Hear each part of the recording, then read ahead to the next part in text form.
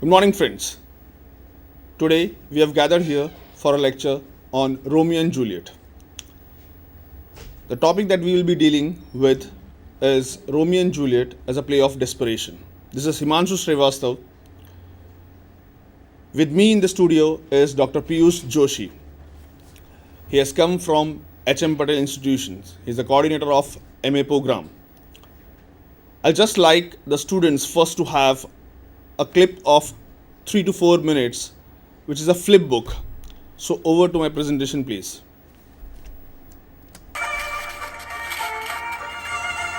The cast.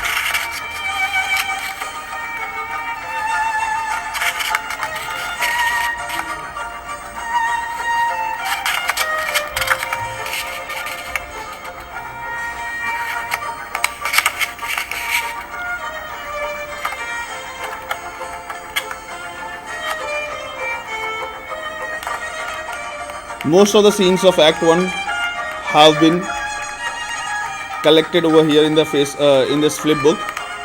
The courtesy goes to YouTube.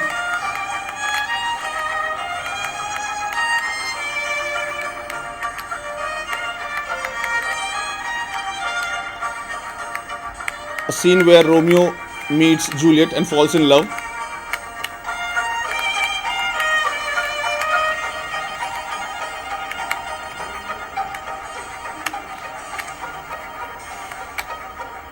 Important aspects of Act 1 are over. Act 2.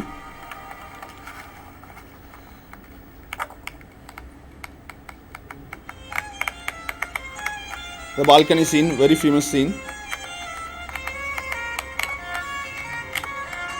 where they meet and they confess love for each other.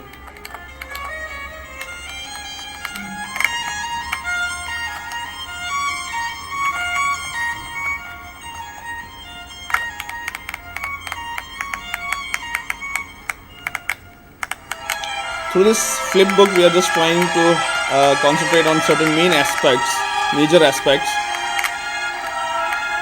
We can say a glimpse of the play.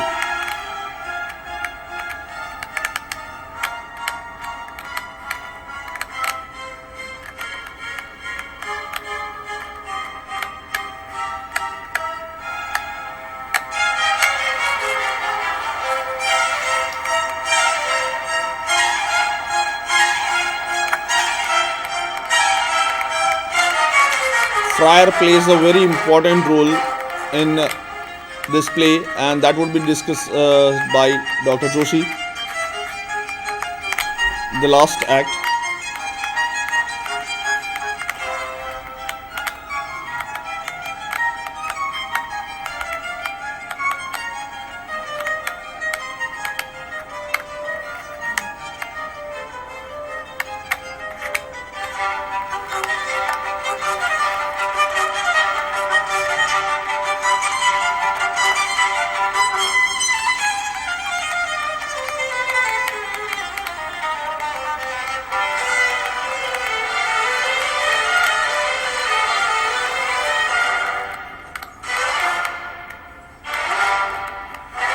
The ending scene is in.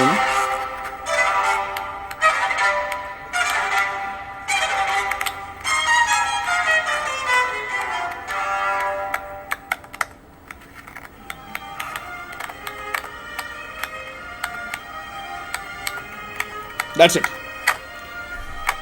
In a nutshell, we have tried to show you what exactly Romeo and Juliet is all about. But for detailed discussion and discussing it as a play of desperation, I'll just like Dr. Joshi to concentrate on it. So over to you, sir. Thank you, Himanshu. Young friends, it would be a pleasant journey through the play. And what an irony! A play about young people, young lovers, in their teens, and an old teacher is talking about it. What is very significant here is we are talking about lovers who are in their teens, they are teenagers, adolescent people, and their passion, and they want to enjoy the proximity of each other. So, what are they like? They are like a river in the spate. Their passion is like tsunami, a hurricane, which can sweep away anything that comes in their way. And therefore, I think it's very significant when we enter into this world of young people. Shakespeare perhaps concentrates on the young people's psyche here. If you look at the girl, the heroine, Juliet, she is 13, 14, very young. And equally young is the hero, the protagonist, Romeo. Both of them, when we see them and meet them, we realize that they are full of passion and they want to realize their love, and how accidentally they meet and what role chance plays it here is to be seen today. Friends, you know very well that Shakespeare wrote several tragedies, and this is the beginning. This is the earliest tragedies that he wrote in 1590s. And this became very famous because it was talking about the romance between the young couple. What I would like to say is that if you compare him, Shakespeare, with other contemporaries, you realize that Shakespeare is doing a wonderful job because he was a man of theatre. He knew how to reach the masses. And this being the first play, you feel that Shakespeare is not that great an artist as he is seen in his later plays. Romeo and Juliet being the first one, you would realize that here is a man who is experimenting with his art, his theatre devices, and trying to probe into the psyche of the young people. But as we move on later to his plays like Lear, Othello, Macbeth, Antony Cleopatra, and the near tragedies like All's Well That Ends Well, or Measure for Measure, when you read all these things, you realize that Shakespeare is different there, and Shakespeare is different there in comparison to Romeo and Juliet. And yet, Romeo and Juliet is definitely a wonderful, insightful play which gives the readers and the audience a view into, a peep into the mind or the psyche of the young lovers. Before we take a plunge into the play, it would be very interesting to see how Shakespeare developed his art of tragedy. We are not going to talk about comedies. Since our focus is on tragedies, we will talk about the tragic forces, tragic process that takes place in his plays. Take the simple example of Macbeth. Macbeth is a play talking about the powerful ambition that takes over a young man. And this ambition is aroused with the help of the witches, 3 witches. Shakespeare perhaps wanted to say that evil that we find in this world is within the characters, within the human beings. And once this evil element is aroused, the character becomes a victim of those forces. Go back to Lear. Lear is another tragedy of a different kind. A man who is trying to understand filial love, who wants to know what is happening around him. He wants to perceive the love of his people, his own young people, especially his daughters. And his perception is a perception which is not befitting a king. Perhaps because he is very old, he has lost touch with his things, and therefore what he does is he misconceives his own daughters. He gives more importance to Cordelia Regan and Goneril, and Cordelia is set aside.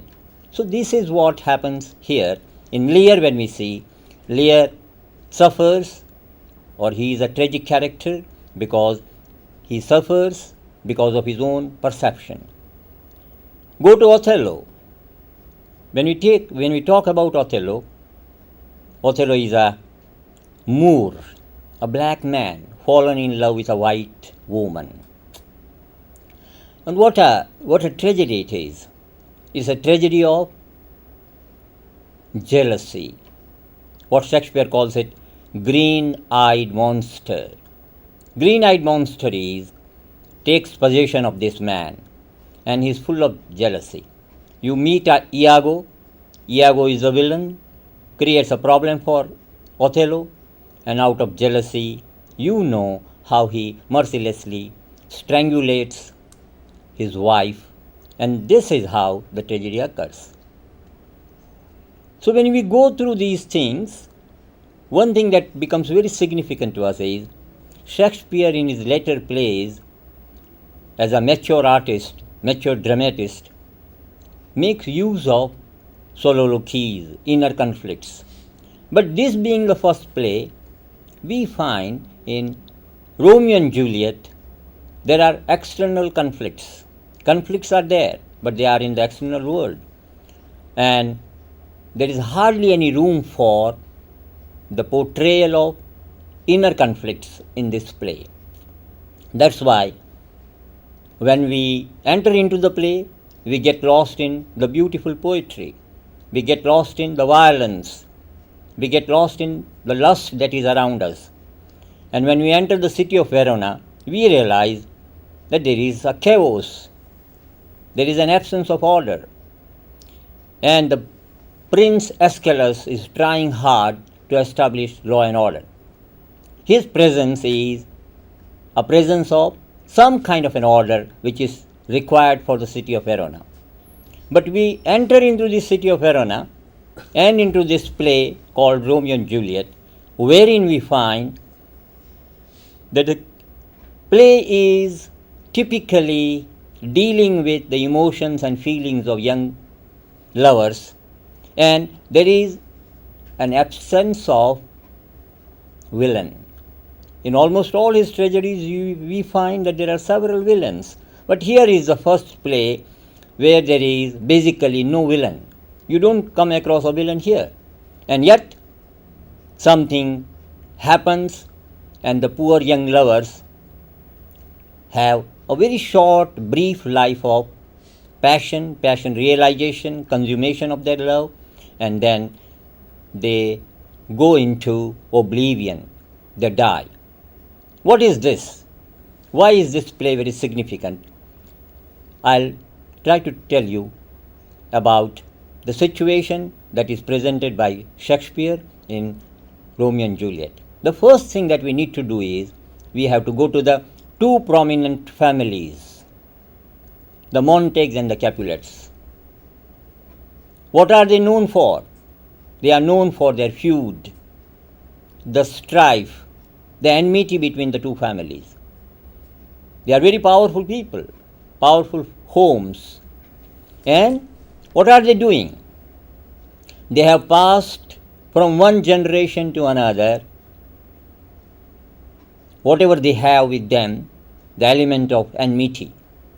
And this enmity is not confined to their own kith and kins. It has been passed to generations, from one generation to another.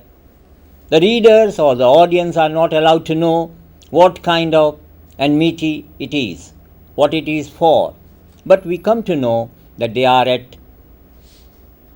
not on good terms. They are at odds with each other. And these Montagues and Capulets have their own ways of living. And even the servants, ordinary servants, they have inherited that sense of enmity for their master, the enmity for the others. So the element of violence, the element of lust is presented in the very first scene where we meet Samson and Gregory. They are talking about their situation, and Samson talks to Gregory in a very articulated manner, saying that if I get a chance, if I get an opportunity, I would like to be a tyrant. I would kill people. I would not even spare women. I would cut off their heads. Now look here, what is happening? The dramatist sets the tone of the play by emphasizing the presence of violence in the city of Verona. And this has come down to them. They are ordinary young people. They are ordinary people. But this element of hatred, enmity, strife has come down to them, or it has percolated to them from the Montagues and Capulets. So all these characters, when we see them, we realize that they have inherited this enmity from their masters. And therefore, Verona is a place where very often we come across brawls, strifes, quarrels among the servants, quarrels among the kith and kin of these people. And that's why Verona requires some kind of an order, and that order is normally established by the prince Aeschylus. Aeschylus is the man who wants order to be prevailed there. And that's why when we look at Aeschylus, we realize that here is a man who would like to see that Verona peace is not disturbed, it is not disrupted. Now this is the beginning. And when we